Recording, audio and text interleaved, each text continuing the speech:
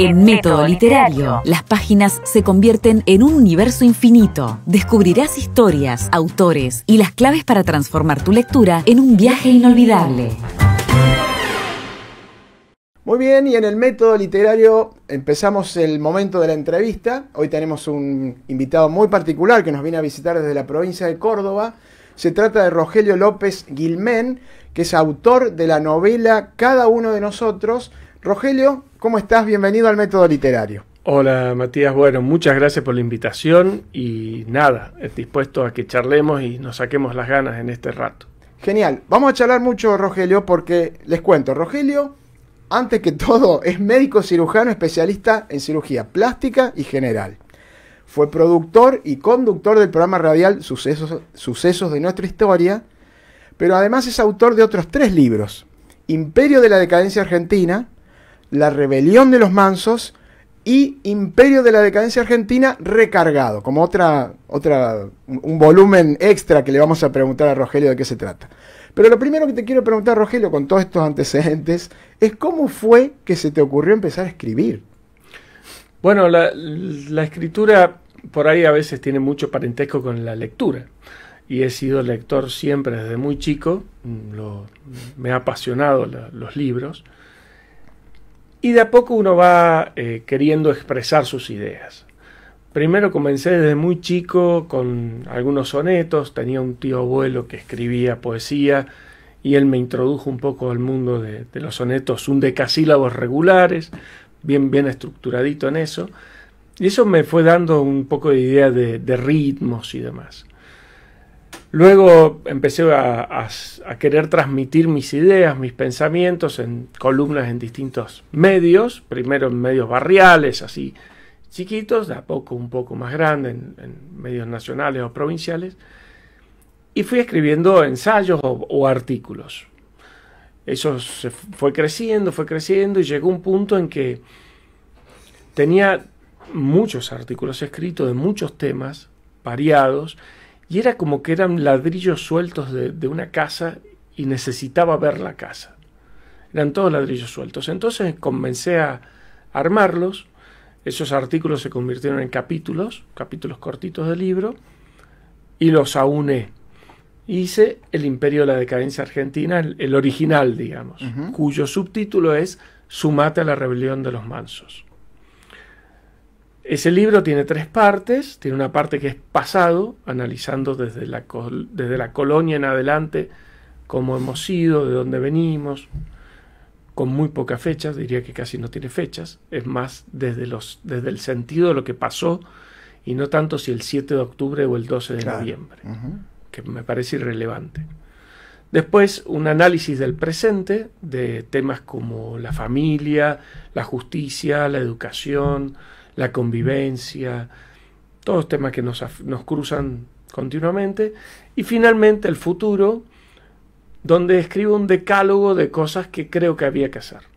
Este libro tiene como 15, 20 años. Me encantaría revisar el cierto, ¿no? Que dice. Es más, uno de los capítulos se llama La moda unisex.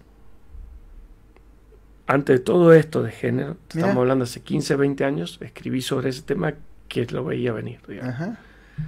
Bueno, como vi que el ensayo no es para todo el mundo, es un tema por ahí más áspero, no a todo el mundo le gusta leer, y sí ve que se leen muchas novelas, sobre todo a las mujeres, y si tiene erotismo mejor. Estaba muy de moda Florencia Bonelli en ese momento. Entonces, tomando apoyo en otras ideas, como por ejemplo La rebelión de Atlas de Ayn Rand, que es una filósofa rusa, la madre del objetivismo, que transmite su filosofía en novelas. Entonces, montándome en esa idea, escribí La rebelión, La rebelión de los mansos. Después volví a la carga con el Imperio haciendo el recargado, le sumé mucho más, dupliqué el libro, sumándole más artículos y más puntos de vista de más temas. Y el último que tengo publicado es Cada uno de nosotros, que es una precuela de La rebelión de los mansos. O sea, dentro de La rebelión de los mansos hay un personaje del cual cuento su historia antes de los acontecimientos de Rebelión de los Mansos.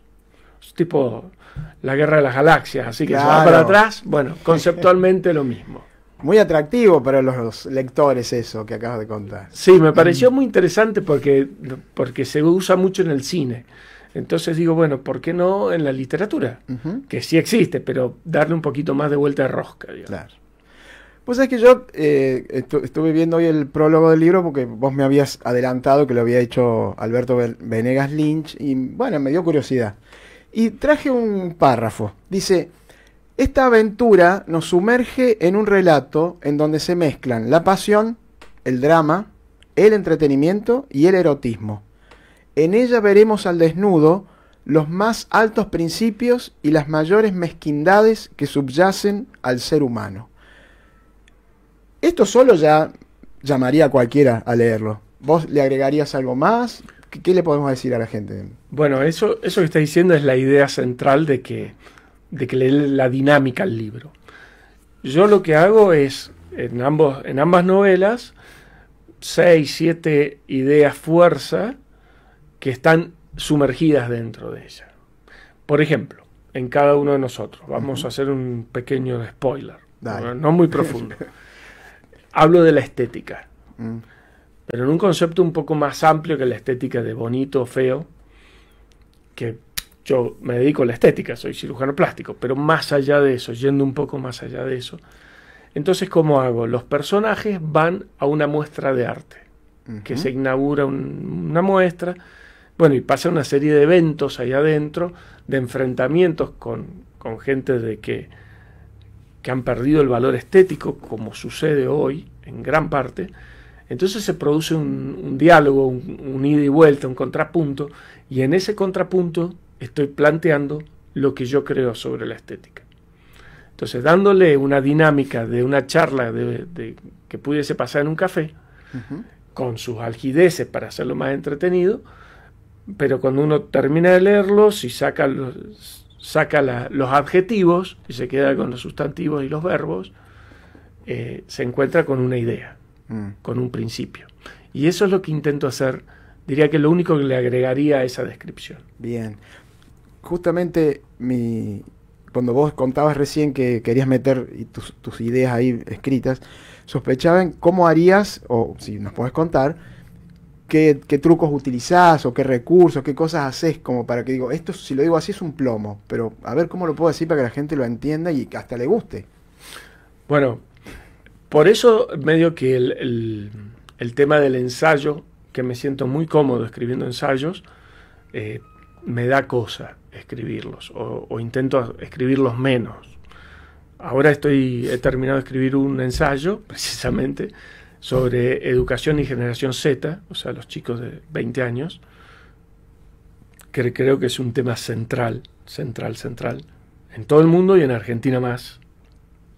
Es más, ahora mañana que vuelvo de San Luis a Córdoba, voy a pasar por Salzacate. Ya hablé con la directora de la escuela, que fue la que sacó las mejores notas en la prueba de Aprender Argentina. Así que voy a ir a entrevistarla a ella y a los alumnos, además.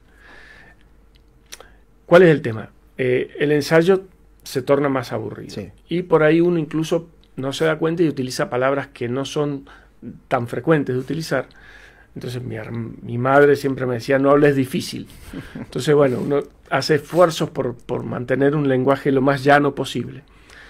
Y si además de eso uno le da un poco de adorno, le pone un poco de sal, se hace más llevadero. Entonces, la mejor forma que se me ocurrió, más que un monólogo, es hacerlo en diálogos. Entonces, todas las ideas que se van a encontrar van a ser en general en enfrentamientos contra alguien que piensa distinto.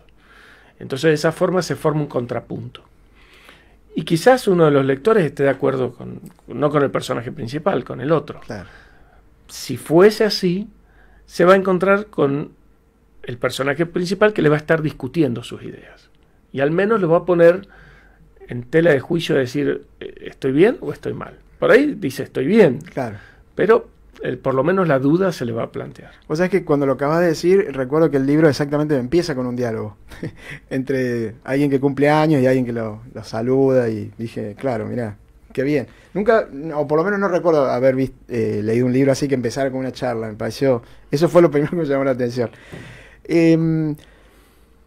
Cuando vos decís que dejás tus ideas ahí en el libro, ¿te ha pasado o te sucede que los lectores después dicen esto? Ellos lo ven, te dicen, che, mirá, vi algo que no había visto, o entendí algo que no lo entendía antes. Sí, he tenido muy lindas devoluciones, gente que me ha escrito, me ha hablado, que se ha sorprendido porque por ahí me han conocido en otras facetas y no esperaban encontrarse con algo tan disruptivo y diferente. Sobre todo que soy muy, muy vehemente en la defensa. No soy obsecuente, no soy obtuso, ni obsecuente, que no soy obtuso, pero soy vehemente, defiendo lo que creo. Me demuestran que me equivoqué y lo acepto absolutamente, pero me gusta argumentar, y las cosas que digo las digo luego de pensarlo mucho y de haber leído mucho. Me puedo equivocar, me voy a equivocar, eso Claro. es un hecho, pero entonces se encuentran con que wow, esto no lo esperaba. Claro. O este cambio de pensar en palabras. Por ejemplo, para el nuevo libro que he terminado, tengo un problema severísimo con una palabra. Y creo que la batalla cultural es la batalla por el valor de la palabra. ¿Cuál es la palabra? La educación para mí tiene tres partes. La instrucción, que es la parte del conocimiento duro. El adiestramiento, por hacer diestro a la persona en el uso de esa información. Bien. O sea, no por adiestrarlo como los animales, Claro, sino claro. por hacerlo diestro en el uso. Esa todavía es un poquito dura, la manejo. Pero la última palabra era el adoctrinamiento. Y suena horrible. Sí. Pero si uno va a qué quiere decir doctrina, la doctrina no es mala. El dogma es el que es ciego. La doctrina no es ciega. Ah, mirá, qué interesante. Hubiera dicho que era lo mismo, mirá. No es son lo mismo. sinónimos. Ajá. Son parecidas, se usan muchas veces como sinónimos. Como y si no fueran... lo son. Mirá. Digamos, vamos a la iglesia. Bien. La iglesia tiene los dogmas de fe Ujú. y la doctrina social de la iglesia. Yo no soy católico apostólico ex romano, pero fuera de eso, los dogmas son indiscutidos. La doctrina de la iglesia, que ha tenido distintas doctrinas a lo largo de la historia, va cambiando Ah, o es diferente. bien. Por eso uno, cuando habla la doctrina jurídica, Mm, no son dogmas jurídicos, son doctrinas, porque cambian, mutan. bien. Son discutibles, el dogma no. Pero claro, la palabra adoctrinamiento ha sido tan Claro, sí, dura, sí. tan bastardeada, incluso con Alberto Venegas Lynch, una vez cenando, me decían que no le gustaba la palabra, y a mí tampoco, le digo, pero todavía no encuentro un sinónimo. Claro, que tenés un desafío ahí como No encuentro, escritor. le he pasado por todos lados. La he reemplazado por filosofía, Bien, por filosofía del aprendizaje. bien. Pero no es una palabra. Claro, ahí tuviste que... Entonces, tuve que hacer una trampa, digamos. Claro, claro. Bueno, pero qué lindo, che, porque mirá, te desafía como escritor a hacer este libro. Me gusta.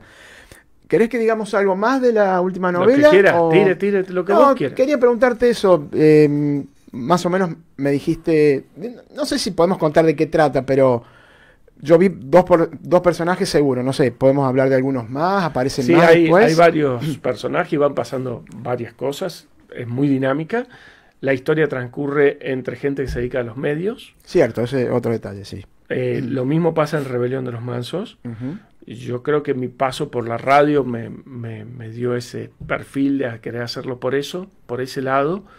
Y además me da mucha libertad a tratar estos temas. O sea, si fuese un buffet de arquitectos, y por ahí se complica un poco transmitir estos conceptos. Claro, es verdad. Pero con medios de comunicación y demás, me da mucha más posibilidad de agilidad y de presentarse ante situaciones sociales, culturales o demás. Ujú. Entonces, el ambiente es ese, como bien dijimos, pasa de todo, absolutamente de todo. hay partes en que la gente muy sensible le hace muy mal, Mirá. que es ásperas, y otras que son pura pasión y puro encanto. Hay de todo. La rebelión tiene algo que no tiene paso cada uno de nosotros, que es que tiene un suspenso. Ajá. O sea, en la radio hay un anónimo que escribe la radio y que firma como Rebelión de los Mansos. Entonces, a lo largo de la novela hay que descubrir quién es Rebelión de los Mansos. Mirá. En la otra no. La Che, otra no tiene. está para ir corriendo. Ya vamos a explicarle bien a la gente cómo hace para conseguir esos libros. Quiero que me cuentes, porque recién, mientras nos preparamos, me soltaste 2 cosas más que estás planeando. Me dijiste que estás estudiando para diseñador de videojuegos y me dijiste que te interesa hacer un libro sobre autismo. Sí. Bueno, yo el autismo lo vivencio en primera persona, porque tengo un hijo autista y estudio diseño de videojuegos con él para acompañarlo. Estudiamos los 2 juntos. Estamos más o menos en la mitad de la carrera, un poquito más. A mí estudiar y aprender me fascina, así que para mí no es un esfuerzo. No es un esfuerzo. Y para mí un hijo es la cosa más importante que puede haber en el mundo, así que tampoco es un esfuerzo. No me cuesta, digamos, no es que estoy sacrificando algo, que es otra palabra también mal usada, ya lo vamos a hablar. Bien. El diseño de videojuegos también es muy atractivo porque le da a uno mucha libertad. Incluso para el día de mañana, si dejo de ser médico en algún momento, porque por ahí me cansaré de operar, es otra posibilidad laboral también. Y hoy es muy apreciada. Y el tema de estudiarlo con él, aparte de haberlo acompañado siempre, a medida que va pasando el tiempo, y sobre todo cuando terminas el secundario, te sueltan la mano todos. Los acompañantes, las obras sociales, el sistema educativo, todos te sueltan la mano. Entonces era o terminó acá o seguimos para adelante. Entonces, como a él le gusta la computadora, él eligió la carrera, que bueno, vamos. Así que bueno, vamos estudiando, estamos con 4 materias para rendir ahora, estamos hasta las manos. Che, ¿y se te han ocurrido algunas ideas para hacer algún videojuego o todavía es muy pronto? Vamos teniendo, sí, desde el principio. Que creo que es una ventaja que tengo al ser más grande. Me río mucho porque voy por ahí y creen que soy el profesor. Claro. Todos mis compañeritos tienen 18, 19.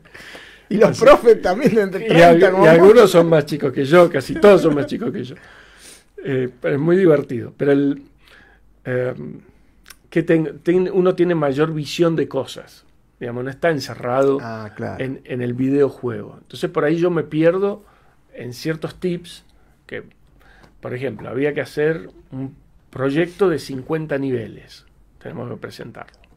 Claro, yo llego por el segundo nivel y ya estaba perdido. Y mi hijo hizo los 50 niveles inventándole cosas en media hora lo hizo. Y se me quemaba el cerebro.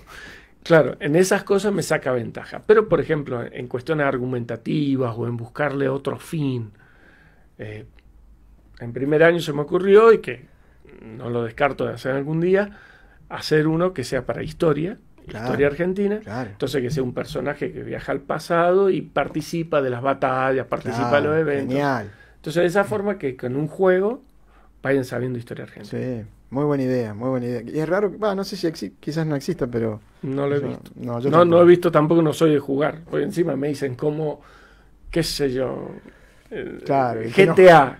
¿Y qué cosa es GTA? Le digo yo no juego videojuegos, así que se ríen mucho. Y sí. Es raro, es como si vos tuvieras un estudiante de medicina que jamás tocó nada, no sabe nada de medicina. Que le das con la sangre. Claro. Bueno, y justamente sobre la medicina, te quería preguntar si se te ocurrirá en algún momento escribir algo. A mí no sé por qué me llama la atención la vida de los médicos, ¿no? Las cosas que ellos viven con sus pacientes, en este caso vos, en los quirófanos. Si alguna vez se te ocurrió que eso podía ser interesante para que la gente conozca. Sí, puede ser un tema interesante y a la gente le atrae, porque si uno se fija hay series televisivas y demás que hablan de medicina.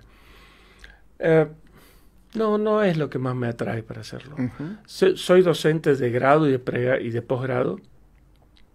Y digamos, ahí tenés mucho de transmitir. Ah, Entonces, no sé si me despierta transmitirlo en un libro. Lo transmito cara a cara, face to face, a ya varias generaciones. Debo tener como claro. 15 generaciones por lo menos de estudiantes. Cierto, que eso es otro detalle. Entonces, es otra forma de transmitir. Ujú. No sé si con un libro no hay tantos temas.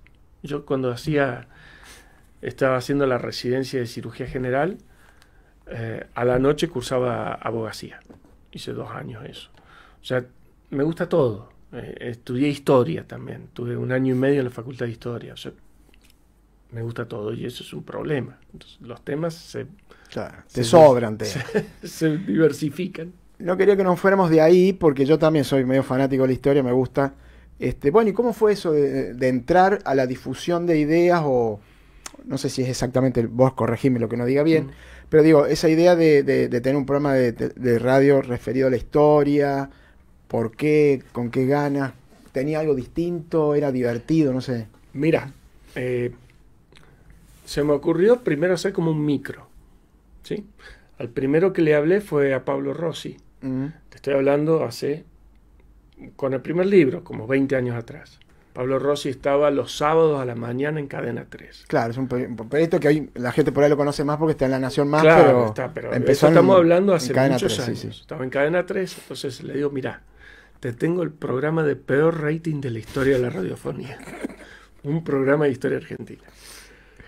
Bueno, no, que qué sé yo, que no. Bueno.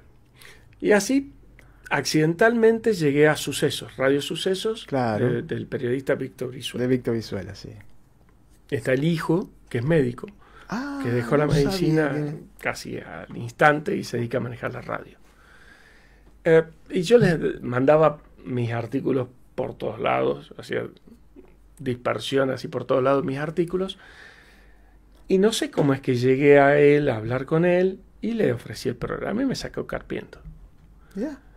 Me sacó Carpiento. Entonces, tampoco sé en qué contexto habló con el padre. Dice, sí, y vino uno a ofrecerme. Y digo que le dijiste que no. Dice, no, mirá, tenemos que decir que sí. Dice, porque tenemos que hacer esta parte social, hay que darla. Así que de ahí me llamo y allá fui. Entonces nos juntamos a tomar un café. Me dice, bueno, ¿qué tenés en mente? Nada, le digo, yo creo seguir las efemérides para que la gente tenga la fecha clarita. Por supuesto, conseguirte los invitados para hablar. A mí me gusta la historia. Leo mucho, pero no soy historiador. Para que los entrevistes, qué sé yo. Y unos 15 minutos, una cosa. No, me hice 1 hora, 1 hora y pico, si querés. Bueno, está bien. Me dice, quiero que vos lo conduzcas. ¿Qué? Le digo, yo no sé conducirlo, lo voy a chocar. Si no conduzco yo esto, ¿no? Es más, los primeros programas de radio, aflojarle a los porque era claro, todo el día. Bueno, fue una experiencia fascinante, fueron unos años hermosos. Y bueno, y así tuvimos programas alucinantes, recontra emotivos. Bueno, algunos con gente sabía una barbaridad de muchos temas. García Hamilton hablando de San Martín, o sea, tuvimos gente muy pesada. Y los más terribles que tuve fueron los que hice de Malvinas, hice 3. Para que te des una idea, en uno de ellos entrevistamos a un piloto que fue atrapado por los ingleses, cuyo avión fue derribado, que él hundió un buque y lo derribaron, y lo entrevistamos al inglés que lo derribó. No. Así está en mi canal de YouTube está. Buenísimo. Así que lo entrevistamos primero a él y después a quien lo derribó, que se conocieron porque quedó mal por haberlo derribado. Luego se enteró que estaba vivo y lo vino a conocer a Argentina. ¡Qué loco! Vive en Tras la Sierra. Así que esas cosas fueron... Al capitán Bonzo, que es el capitán del Belgrano, lo entrevisté 20 días antes que se muera. Así que la última entrevista que dio también fueron... Se me pone la piel de gallina ahora de recordar lo que fue. Así que como experiencia fue alucinante. Muy, muy lindo. Rogelio, sos toda una caja de sorpresas, pero bueno. Queremos saber dónde podemos conseguir los libros. Bueno, si van esta noche, lo van a conseguir esta noche. tengo los 3 libros. El primero no lo publiqué más, así que ese solo no se contigo. consigue. Bien. Están los 3 ahí, si lo quieren comprar, pasen y lo compren. Y si no, por Mercado Libre. En Mercado Libre pueden poner tu nombre y los nombres. Los nombres de los libros, no los vendo yo, los vende el editor en Buenos Aires. Bien. También hay uno en Córdoba que los vende, pero no manejo la parte comercial, no la manejo. Está bien. Solamente tengo un paquete de libros para cuando vea las presentaciones poder ofrecerlo a la gente. A veces quieren que se lo firme y demás. Y lo lindo es la charla, el ida y vuelta. Claro. La entrada es libre, es gratuita. Claramente mi idea es difundir ideas. Yo no vivo de esto, ni ahí. Es a pérdida. No solo no gano, sino que es a pérdida. Pero es un placer y uno se siente satisfecho, como te digo, cuando uno se entera del impacto que ha tenido una PFO, una estudiante que rota en el hospital. El otro día vino y me dice, un amigo me habló de tu libro que lo leyó, que se lo había dado otro que se lo había recomendado. Mira. Bueno, entonces decís, llega, y eso es lindo, eso hace sentir muy bien. Genial. Rogelio, te agradecemos mucho tu visita. Ojalá vengas a presentar tus libros siempre a San Luis, así te podemos volver a invitar. Pero sí, seguro que sí. Y para que, bueno, nuestros seguidores realmente conozcan un autor fuera de lo común. Sí, atípico seguro. Disruptivo, eso, pónganle la firma. Método Literario, un podcast sobre libros, escritura y lectura, en el aire de Método, Laboratorio de Ideas.